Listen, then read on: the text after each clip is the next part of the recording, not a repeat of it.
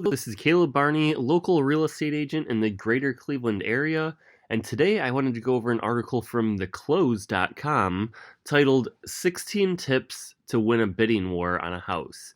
So I thought that this is interesting. I actually have a list of my own that I send out to all of my clients when we're preparing to write an offer on a house.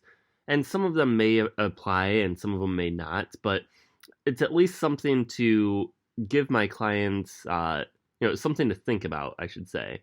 So, what Jody has here, who's a licensed agent in Florida, um, some of it may be obvious, and then some things are applicable to Florida, but not necessarily to Ohio.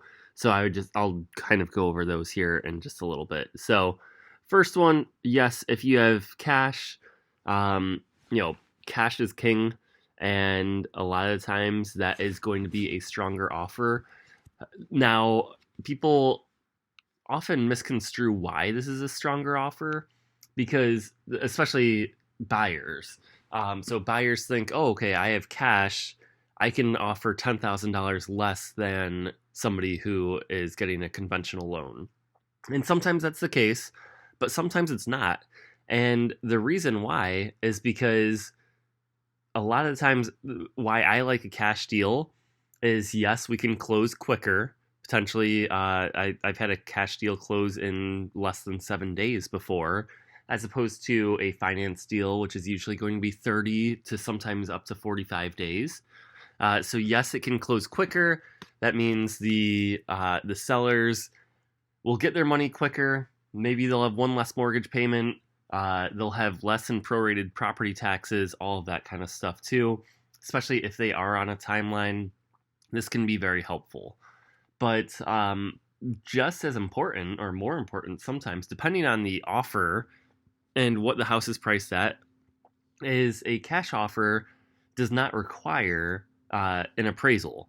So if the house is priced at the top end of the market, and the listing agent and seller really stretched this, to try to get as much as possible, but realizing, hey, a third-party appraiser, their opinion of value may actually come in below this, and basically they're putting themselves at risk of the buyer at that point either not having the funds to make up an appraisal difference or gap, or not being willing to do so, or they'd have to split with the seller. So with a cash offer, you could get the seller can get the money quicker, and they don't have to worry about an appraisal. But as far as like a lot of buyers I work with, they're like, okay, well, my offer is cash. Well, to the seller, a conventional loan or an FHA loan or a VA loan, that doesn't matter because they still get the cash anyways. It's just that some of the cash is coming from the buyer and then some is coming from a lender, but they're still getting their full amount. So that's something to not confuse. But that is a strong strategy right there. If you can, put in a cash offer.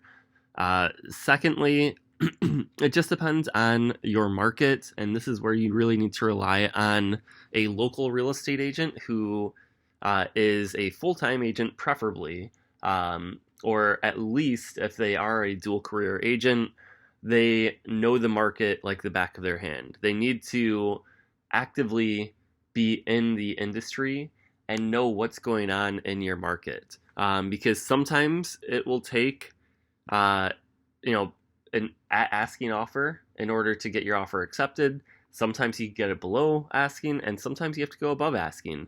And how much above asking do you have to go? It depends on where that home is currently priced and basically what the market in your area is dictating. So what have comparable properties sold for? How much demand is there in that price point? How many offers are you competing against? There's a lot of different factors that you need to take into consideration. But if you are in a multiple offer situation, offering above asking price is a way that could put you in a good position, or a better position, I should say, to get your offer accepted. Number 3, ensure your client has a pre-approval. So this article is geared more towards agents, obviously, But of course, if you're not going to be a cash buyer, then you need to be pre-approved, because basically the seller is not going to be incentivized to take their house off the market for somebody who does not have a pre-approval letter in today's day and age. Because just because a buyer says, "Oh yeah, I'm good for it," doesn't mean that it's worth them rushing to accept an offer only to go back on market, and it's basically a black eye for that house and for the seller. When they go back on market, people always assume the worst. That, when I say people, I'm talking about other potential buyers. Oh, it went back on market because something came up during the inspection, or something's wrong with the house. And that's not always the case. But if if that buyer who got under contract is no longer able to qualify for that purchase, well, it's not going to look good for anybody involved. The seller is going to be mad at the listing agent for not even bringing that to their attention. The listing agent to reach out to loan officers, to talk with the buying agent, everybody like that too. So don't just get a pre-qualifying letter, which is basically all just stated income and assets, everything like that. Actually get a true pre-approval letter where all of your information has been verified. Number 4, offer a sizable down payment. So I differentiate what she's talking about here. So down payment and earnest money deposit are two different things, in my opinion. The earnest money does get applied toward your down payment, so it's a part of the down payment, but it's not the only thing, at least here in the state of Ohio. So, for example, say I'm just going to use easy numbers here. Say it's a $100,000 house, and you put $1,000 down, but your loan officer is saying that you need to put down, 20% for your down payment. Well, $1,000 for earnest money, and then you need a total of $20,000 for your down payment. That means you would owe $19,000 plus all of your closing costs when you go to sign and wire the money for closing. So that's why earnest money is different than a down payment. Here's what I'm going to actually make the case for here, though. You can strengthen your offer by offering a larger earnest money deposit, just like she says, because basically what it shows is, A, you are more financially stable and you have that cash on hand. So that's always a good look. And B, it shows that you're very serious about the property and that you're less likely to get, buyer's remorse or cold feet and back out for no reason, because you have more money at stake at that point. Yes, you have a bunch of contingencies where you can back out of the deal, whether it's an inspection contingency, financing contingency, appraisal contingency, all of these different contingencies. But once you make it past that, if you're backing out without cause, or without one of those contingencies, then you are going to forfeit your earnest money deposit. So if it's $1,000 or if it's $3,000 or $5,000, whatever the case may be, it's just going to show that, hey, you're very serious. You're less likely to back out for no reason. But if you do, then the seller will be compensated for it. So that's going to be helpful. And then on the other side of that same token, as opposed to just a larger earnest money deposit, I would also say a larger down payment is also helpful. So if you're looking at a conventional 5% down versus a 10% or 20% down, or if you're looking at an FHA 3.5% down, basically the reason why, if everything is equal in the offer and the listing agent feels just as comfortable with the pre-approval letter and working with, loan officer A versus loan officer B, and same thing with buyer's agent A and buyer's agent B. Nobody's separating themselves. And all the other terms are the same. Purchase price, inspections, everything like that. Well, somebody that has a 20% down payment versus a 5% down payment or a 3.5% down payment, again, it's going to show that they are already more financially, not necessarily more financially responsible because maybe they're just older, they had more time to build up that money. But it does show that they are more likely to be able to withstand any minor changes in, credit or anything like that, as opposed to if you are an FHA 3.5% down, and your loan officer should be telling you, hey, don't buy any appliances, or don't buy a new car, or don't make any large purchases before we close this deal, and you go ahead and do that anyways. Sometimes that knocks people's DTI out of whack, and or it takes away the assets that they need for closing. So that's just where if you do have a higher down payment amount, it's going to show and reflect better for you as a potential buyer. Not asking for seller concessions.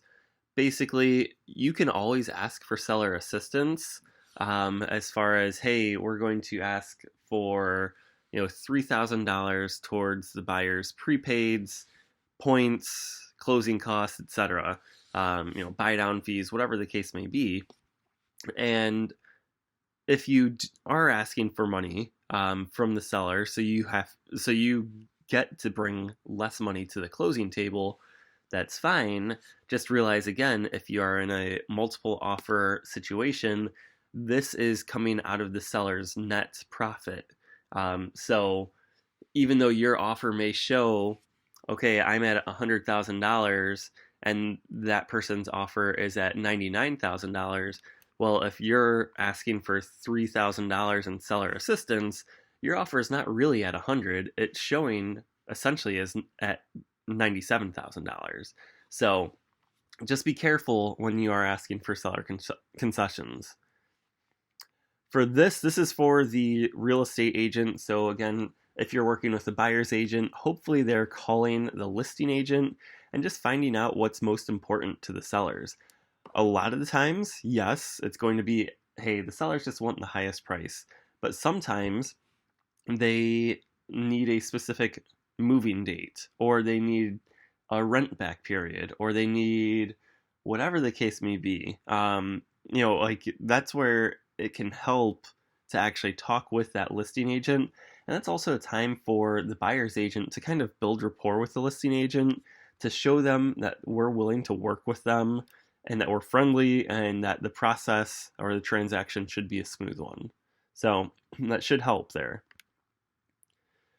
If you feel comfortable as a buyer, you can waive your financial contingency period.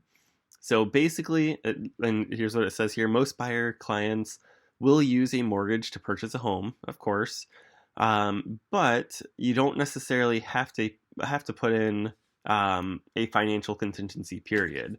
So if you are like, hey, I can afford a $500,000 home, I'm just buying this $250,000 home, what you could do is you could just waive your financing contingency because you're good for it, or you think you're good for it, because you're like, hey, I'm going to qualify for this mortgage. We don't need to have a finance contingency for it. And if for whatever reason the lender says that I'm not financeable, then you're willing to essentially give up your earnest money there. Waiving the inspection contingency. So this was pretty popular in 2020, 2021 for sure, and even the first part of 2022 when we were still having a lot of bidding wars.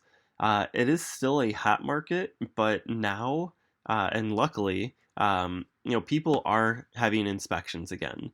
And I always recommend to have a general home inspection. You want to know what you're buying, and then basically you can make an educated decision on if it's worth that, if there's any major health or safety items that you would like the seller to address, or if you're willing to take those on once you get it. That's all just going to be helpful. So if you don't want to, if you want to strengthen your offer though, you could technically waive your right for an inspection. And, again, while it's not necessarily recommended, it does make your offer much more appealing to the seller because they're like, oh, okay, here's this offer that even if it's, a financed deal, if they're not getting an inspection, there's less of a chance for things to pop up because usually if deals die, it's primarily due to inspections. Sometimes it's due to appraisals, but those are the two big ones. And then obviously the financing contingency is another piece there. But usually it's the first two, especially being an inspection. For number 9, it says keep your remodeling plans to yourself. So, say a house is really outdated, um, you don't have to trash the seller's home and say, "Hey, I'm, I need to save up money for a kitchen remodel, for bathroom remodel, to rip up your ugly carpet, to paint these ugly walls, all that stuff." Remember, a home is highly personal to these sellers. They made those decisions, painting those wall colors and making, those choices for their light fixtures and stuff like that because they thought it looked good. At least at one point they did. So keep your remodeling plans to yourself. The only difference that I would say here, or the only time that I would uh, basically tread lightly, but uh, as a buyer's agent, sometimes if you are coming in below asking, say the property's been on the market for 100 days, which in my area is a very long time. Our average days on market is between 2 and 3 weeks right now. So, 21 days versus 100 days. That 100 days, something's going on with it. And the listing agent likely knows, and the seller probably knows too.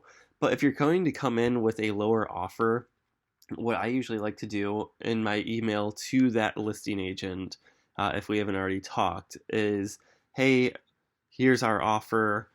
We realize that it is below asking, and we don't mean to offend anyone, but the buyers have to take into account that they are planning on doing X, Y, and Z. And again, not attacking decor or anything like that for the sellers, but you're at least letting them know, yes, we acknowledge that it is below asking.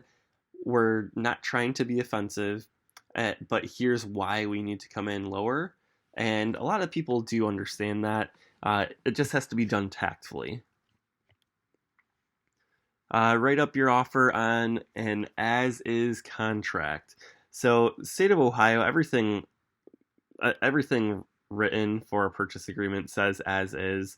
So what they're referring to here, and again, this is where Florida is a little different than Ohio, I'm assuming, but what they're referring to here is the buyers moving forward, and they're not going to ask for any repairs, they're not going to ask for any price reductions, anything like that. So sometimes we'll write this in, even though you get an inspection, you can actually put a little note in there that buyers will not ask for any repairs or price reduction as a result of the home inspection findings. And that way, it's essentially a take it or leave it. Because if you write as is, you don't want to paint yourself into a corner. And that's why I don't even put home inspection is for informational purposes only, because then a lot of agents will try to misconstrue that and say, well, it's just for information. It's not even to back out. And that's not our intent there. Of course, we want to get the deal done, but we want to have the right to back out if the inspection shows too many defects or it's that hazardous or scary. Write in an escalation clause. So with this, what it means is, again, using that $100,000 purchase, maybe you're willing to go up to $115,000, but you don't want to write in $115K, and the next highest offer was at $107K, because then you just spent an extra $8,000 that you didn't need to. So what an escalation clause is it sets a base price, so you could put in your offer at $100,000, but then you'll say, I'm willing to pay $1,000 more than the next highest offer, up to a maximum purchase price of $115,000, or whatever number you feel comfortable with. And that way, it protects you where you're only going to pay $1,000 more than the next highest offer. Um, of course, the higher you go with your escalation, or with your difference as well, the more appealing your offer is. So, and that is going to basically be determined by the price point that you're looking at. So in her example, she's saying we'll pay $5,000 over the next highest offer the seller receives. Well, that makes sense for a higher purchase price. So if you're looking at 300,000, 400,000, 500,000, you know, a $500 more than the next highest offer, $1,000 more than the next highest offer may not move the needle enough, with some of the other terms that the other buyers are offering. So if you want to go higher, then that can really separate you a little more. Offer a rent back. So basically, a lot of the times when sellers are selling their home, it can be challenging because they are trying to coordinate when they sell this home versus when they get the keys and buy the next home. And especially if they have a house sale contingency where they literally have to use the proceeds from the sale of their current home to buy their next home, they aren't going to have any time to move their stuff out. So what you can do to sweeten the deal is you can actually say, hey, we'll close on, so today's February 14th, happy Valentine's Day. We'll close on February 14th, but we'll give you until February 21st to move out. So you get, possession for 7 days. So you can choose to give them 7 days free possession. You could choose to charge them a per diem rates. That's completely up to you.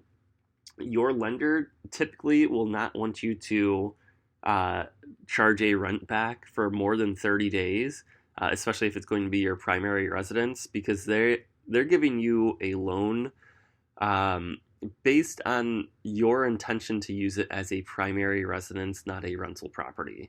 So just make sure you're aware of that.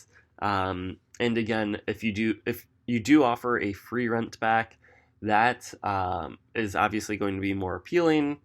But if you want to charge them, everything in real estate is negotiable.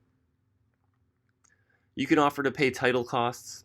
So that's something, it's not a checkbox on a contract. She mentions that a couple of times in this article.